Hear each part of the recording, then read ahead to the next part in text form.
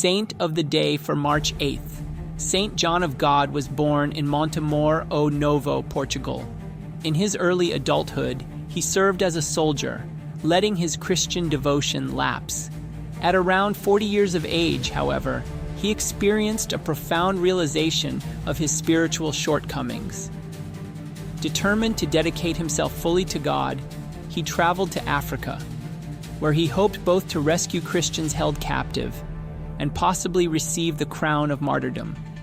Advised that his desire for martyrdom was not a sound spiritual objective, John returned to Spain.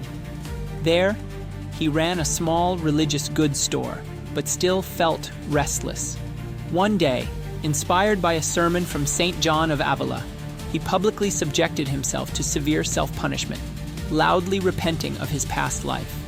As a result, people believed he had lost his sanity and confined him to a mental hospital.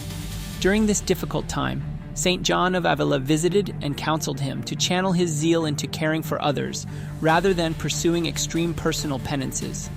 Freed by this guidance, John left the hospital and began serving the poor, especially those who were sick and destitute. He established a house where he personally provided for them, initially by begging for alms and medical supplies. Before long, many benefactors, including the Archbishop and the Marquis of Tarifa, were moved by his compassion and contributed funds to support his work. At the core of his ministry was a fervent life of prayer and a humility that inspired those around him.